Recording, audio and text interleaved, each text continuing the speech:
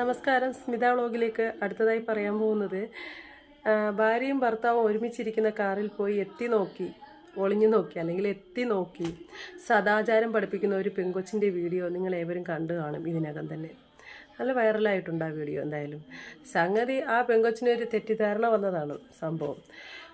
പക്ഷേ അതായത് കാറിനകത്തിരിക്കുന്നത് ഭാര്യയും ഭർത്താവും ആണെന്ന കാര്യം അറിയാത്തതിൻ്റെ പേരിൽ വന്ന ഒരു തെറ്റിദ്ധാരണ മാത്രമാണത്.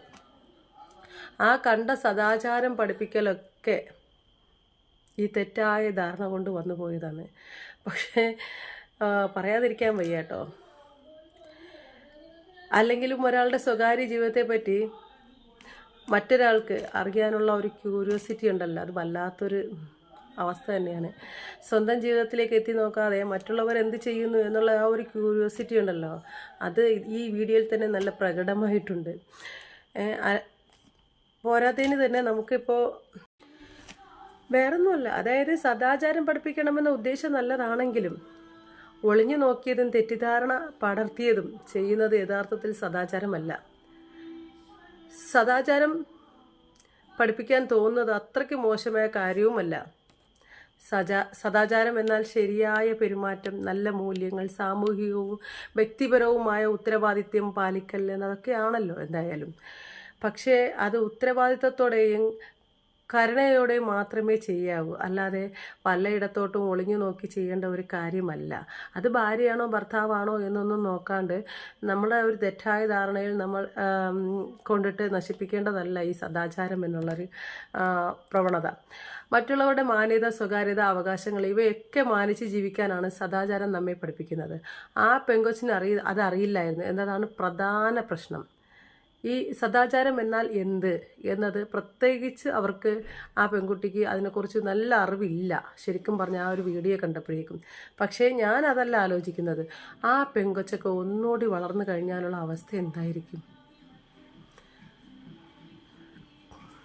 കൂടിയ ഇനം ഒരു സദാചാരമായി ആവാനുള്ള എല്ലാവിധ സാധ്യതയും ആ പെൺകുട്ടിയുടെ ആ വാക്കുകളിൽ, ആ പെരുമാറ്റത്തിലൊക്കെ കാണുന്നുണ്ട്. പക്ഷേ ഇപ്പോൾ തന്നെ ശരിയായ മാർഗനിർദ്ദേശം ലഭിച്ചാൽ അത് മാറാനുള്ള സാധ്യതയും കാണുന്നുണ്ട്. എന്തായാലും സദാചാര ആൾക്കാരെക്കുറിച്ച് ഞാൻ കൂടുതലായിട്ടൊന്നും സംസാരിക്കുന്നില്ല. പക്ഷേ ഈ വീഡിയോയിൽ അതിൽ കാണിച്ചേക്കുന്ന ആ ചെറുക്കൻ എടുത്ത വീഡിയോയിൽ കറക്റ്റായിട്ട് ആ അമ്മയോടൊപ്പം തന്നെ ആ കുട്ടിയോടൊപ്പം തന്നെ ആ അമ്മയും വലിഞ്ഞു കയറി വന്ന് പെട്ടെന്ന് കാണിക്കുന്ന ഷൗട്ടും കാര്യങ്ങളൊക്കെ, അല്ലെങ്കിൽ അത് ഭാര്യയും ഭർത്താവും ആണോ ഇല്ലയോ എന്നുള്ള ഒന്ന് അറിഞ്ഞ് അറ്റ്ലീസ്റ്റ് അതെങ്കിലും ഒന്ന് അറിയാൻ വേണ്ടിയിട്ട് ശ്രമിക്കണമായിരുന്നു. അതൊന്നും അല്ലാണ്ട് കാണിച്ചു കൂട്ടി ഈ സദാചാര പ്രവർത്തനങ്ങളോട് നിങ്ങൾ ഓരോരുത്തർ യോജിക്കുന്നുണ്ടെങ്കിൽ നിങ്ങൾക്ക് കമൻസ് ഇടാം, യോജിക്കുന്നില്ലെങ്കിലും കമൻസ് ഇടാം. ഞാൻ ഈ പറഞ്ഞതിനോട് നിങ്ങൾക്ക് എന്തെങ്കിലും യോജിപ്പില്ലായ്മ ഉണ്ടെന്നുണ്ടെങ്കിൽ അതിനും നമുക്ക് കമൻസ് ഇടാം. എന്തായാലും കമൻസ് ഇടാൻ മറക്കണ്ട. എന്തായാലും ഞാൻ രേണുസുതിയെക്കുറിച്ചൊക്കെ പറയുമ്പോഴത്തേക്ക് ഒരുപാട് ഇങ്ങനെ വാതാരാതെ എന്നെ വഴക്ക് പറഞ്ഞു. ഞാൻ രേണുസുതിയുടെ വീഡിയോ അങ്ങനെ സ്ഥിരം ഇട്ട് എനിക്ക് ഇത് കിട്ടേണ്ട ആവശ്യമൊന്നുമില്ല. ഞാൻ രേണുസുതി ഒരു സ്ത്രീയാണ്. അവരെ പിടിച്ച് എനിക്ക് അല്ലെങ്കിൽ അവരുടെ ജീവിതം തൊലച്ചിട്ട് എനിക്കൊരു ഇത് കിട്ടണമെന്നുള്ള ഒരു ഇതൊന്നും ഞാൻ നോക്കാറില്ല. പിന്നെ അവർ ചെയ്ത തെറ്റാണെന്ന് കണ്ടപ്പോൾ, ഒരു അബോർഷൻ കേസും മറ്റു കാര്യങ്ങളൊക്കെ ചെയ്തിട്ടും പിന്നെ സുധിച്ചേട്ടൻ എന്ന് പറഞ്ഞു വരുന്ന ആ ഒരു രീതി കണ്ടപ്പോൾ അതിനെ പ്രതികരിച്ചു, അത്രയേ ഉള്ളൂ. പിന്നെ അവർക്ക് ജീവിക്കണ്ടേ, അവർ ഒരു വിധവയല്ലേ, അവർക്കും ജീവിക്കണം. പോരാത്തതിന് സ്വന്തം കഴിവിൽ നിൽക്കാൻ ആഗ്രഹിക്കുന്ന ഒരു പെണ്ണും കൂടിയാണ്. പക്ഷെ ആ കഴിവിനെ നമ്മൾ പ്രശംസിക്കുന്നു, പക്ഷെ മറ്റുള്ളവരെ പറ്റിക്കാതെയും ചീറ്റ് ചെയ്യാതെയും ജീവിക്കുക. അതാരാണേലും, ഈ ഞാനാണേലും അത്രയൊക്കെ പറയാനുള്ളൂ. പിന്നെ ഇപ്പോഴത്തെ ഈ വീഡിയോയുടെ സദാചാരത്തെക്കുറിച്ച് നിങ്ങൾ കമൻസ് ഇടണം കേട്ടോ, ഈ കാണിച്ചിരിക്കുന്ന ചേറ്റത്തരത്തിനെ കുറിച്ച്.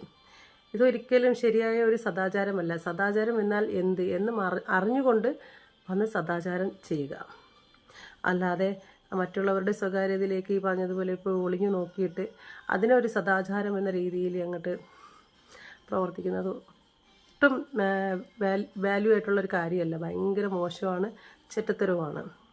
അപ്പോൾ എന്തായാലും ആ കുട്ടിയുടെ പ്രായത്തിന് പ്രാധാന്യം കൊടുത്തുകൊണ്ട് ഞാൻ അധികം ദീർഘിപ്പിക്കുന്നില്ല. അപ്പോൾ കുട്ടി ഈ വീഡിയോ കാണുകയാണെങ്കിൽ, അല്ലെങ്കിൽ ഇനിയെങ്കിലും ഇങ്ങനെ ഒരു തെറ്റിലോട്ട് വീഴാതിരിക്കുക. എല്ലാവർക്കും അവരുടേതായ സ്വാതന്ത്ര്യമുണ്ട്. അവർക്ക് ചിലപ്പോൾ ഈ ഡ്രൈവിംഗ് ചെയ്ത് വന്ന സമയത്ത് അവർക്കൊരു ക്ഷീണം തോന്നിയിട്ടുണ്ടാവാം. ആ ക്ഷീണം തോന്നിയതിൻ്റെ അടിസ്ഥാനത്തിൽ അവരൊന്ന് ഒതുങ്ങി, അല്ലെങ്കിൽ വീട്ടിൽ എന്തെങ്കിലും ഒരു സങ്കടം കൊണ്ട് ചിലപ്പോൾ തലവേദന വന്നപ്പോൾ സ്വന്തം ഭാര്യയല്ലേ പുള്ളിക്കാരുടെ മടിയിൽ കിടന്നു എന്ന് വെച്ചാൽ എന്താ തെറ്റ്? അപ്പോൾ അതിൽ ഒരുപാട് നെഗറ്റീവ് കമൻറ്റ്സൊക്കെ കണ്ടായിരുന്നു. ആ കുട്ടിയെ കെട്ടിക്കാറായി, കെട്ടിച്ചു കൊടുക്കണം, അതാണ് ഇതാണെന്നൊക്കെ. എന്തിനാണ് വെറുതെ സദാചാരം ചമഞ്ഞ് സ്വന്തം പേര് കളയുന്നത്? അപ്പോൾ ഓക്കെ, ടാറ്റ ബൈ. എടുക്കുന്നതിന്റെ ഞാൻ എന്താ കണ്ടെന്ന് പറ. ശരി, കണ്ടില്ല, ശരി. ഞാനും എന്റെ ഭാര്യയും കൂടെ ഇവിടെ ഇന്ന് ഹോസ്പിറ്റലിൽ പോയിട്ട് BP ലോ ആയിട്ട് ഞാൻ ഇവിടെ കൊണ്ടുവന്ന് വണ്ടി ഒതുക്കി, ഇവിടെ കൊണ്ടുവന്ന് വണ്ടി ഒതുക്കി ഇവിടെ കൊണ്ട് നിട്ടിരുന്ന ഞാൻ എന്റെ ഭാര്യയുടെ അടുത്തോട്ട് ഞാൻ തലവെച്ച് ഇങ്ങനെ കിടന്നപ്പോ ഈ വീട്ടിലുള്ളൊരു പെങ്കൊച്ച് അത് കണ്ടിട്ട് പറയുക ഞങ്ങൾ ഇവിടെ വേറെ എന്തോ കാർ ഒതുക്കിയിട്ട് വേറെ എന്തോ പരിപാടിയായിരുന്നു. ഇവള് ഭാര്യയും ഭർത്താവാണെന്നുള്ള അറിഞ്ഞിട്ടില്ല. ആരോ ആയിക്കോട്ടെ, മറ്റൊരാളുടെ സ്വകാര്യതയിൽ കയറി എത്തി നോക്കിയിട്ട് പറയുക, നാട്ടുകാരെയൊക്കെ വിളിച്ചു കൂട്ടി, ഏതോ ഒരു പുള്ളിക്കാരനൊക്കെ ഇപ്പൊ വിളിച്ചു കൂട്ടിയിട്ട് പറയുക ഇതേപോലെ ഞങ്ങൾ ഈ കാറിനകത്ത് വേറെ പരിപാടിയായിരുന്നു. അത് പറയാൻ പുള്ളിക്കാരിക്ക് നാണമുണ്ട്, മാനമുണ്ട്. ബാക്കി ആർക്കും നാണോ മാനമൊന്നും ഇല്ലേ? പറയും ഞങ്ങൾ എന്ത് ചെയ്യുന്നുള്ളത്. നിങ്ങൾ പറയും അവള് കണ്ട കാര്യം പറഞ്ഞു. എന്ത് ചെയ്യുന്നുള്ളത് പറയൂ നിങ്ങള്. ഇല്ലെങ്കിൽ സൗകര്യം ഇല്ല. എനിക്ക് എന്റെ അവകാശം, മര്യാദ ഒന്നുമല്ല, എന്റെ അവകാശം. എന്താ പറ? വീടിന്റെ വഴിയിൽ എന്തിനു വന്ന് കിടക്കുന്നോ?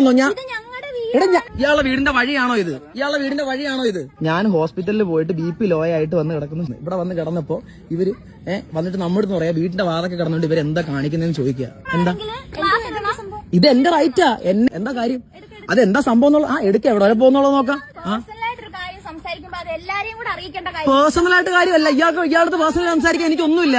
പേഴ്സണലോ? എന്ത് പേഴ്സണലോ? ഞാൻ ഇയാൾ തമ്മിൽ എന്ത് പേഴ്സണലാ ഉള്ളത്? ഞങ്ങള് പേഴ്സണലായിട്ട് സംസാരിക്കുന്ന ഈ കാറിനകത്താ. അത് വന്ന് ഒളിഞ്ഞു നോക്കിയത് ഇയാളാ. വന്ന വഴി കണ്ടെങ്കിൽ ഇയാൾക്ക് എന്താ കണ്ടേ? ഇയാൾ എന്താ കണ്ടെന്ന് പറ. ശരി, കണ്ടില്ല, ശരി. ഞാൻ പറയുന്നത് കണ്ടു. എനിക്ക് എന്നെ കണ്ടില്ല, ഈ സീറ്റിൽ ചേച്ചിയെ കണ്ടു. എന്തായിരുന്നു ഇവിടെ സംഭവം? പറയും. ഇയാള് പറയുന്നില്ല എന്താ സംഭവം എന്നുള്ളത്. പൊതുസ്ഥലത്ത് വെച്ചിട്ട് കാണിക്കാൻ കൊള്ളാത്തതോ? എന്ത് കഷ്ടം. എന്തിനങ്ങോട്ട് മാറണം? നിങ്ങൾ രണ്ടുപേരുടെ അങ്ങോട്ട് നോക്കി തുറച്ചു നോക്കുന്നത്. ഇത് നമ്മൾ വെയിറ്റ് ചെയ്തിരിക്കുക. നിങ്ങളെപ്പോ അത് തന്നെ. പിന്നെ ഞങ്ങൾ എന്തിനു പേടിച്ച് വണ്ടി മാറ്റിയിടണം? നിങ്ങൾ പറഞ്ഞാൽ ഒരു പോയിന്റും ഇല്ല. നിങ്ങൾ അല്ലെങ്കിൽ തെളിച്ചു വരണം. എന്ത് മോശമായ പ്രവൃത്തി ഇതിൽ കണ്ടു. എടുക്കുന്നതിന്റെ തരിപ്പ് തന്നെ. ഇപ്പൊ സമയം വരെ നോക്കിക്കോ. OPT സമയം എന്തായാലും വേറെ എഴുതാൻ പറ്റത്തില്ലല്ലോ. ഇവരിങ്ങനെ ആവശ്യമില്ലാത്ത കാര്യത്തിൽ കയറി ഇടപെടാൻ എടുക്കാൻ ഒരു കാര്യമില്ല. കണ്ടേ, പകുതി റോഡിലാണ് കിടക്കുന്നത്. റുവാക്കി റോഡ് സൈഡിൽ. അവരുടെ വീട്ടിലോട്ട് ചേർത്തോ അല്ലെങ്കിൽ വഴിയിലോട്ട് കയറ്റിയോ ഒന്നും അല്ല ഇട്ടേക്കുന്നത്. റെസ്റ്റ് എടുക്കണമെന്നുണ്ടെങ്കിൽ വഴി തന്നെ റെസ്റ്റ് എടുക്കണം. തലവേദന എടുത്തോണ്ട് വണ്ടി ഓടിക്കാൻ പറ്റത്തില്ല. വന്ന് ചോദിച്ചില്ല എന്തേ വണ്ടി ഇവിടെ ഇടുന്നത്. മാരിയോട് ചോദിക്കാം, കാര്യം ഞങ്ങൾ പറഞ്ഞേനെ. അതായത് അവർ ചോദിച്ചിട്ടില്ല. അവരെല്ലാം റൂഡായിട്ട് തന്നെ സംസാരിച്ചത്. ഞങ്ങൾക്ക് ബോധ്യപ്പെടുത്തേണ്ട കാര്യമില്ല. കേട്ടല്ലോ.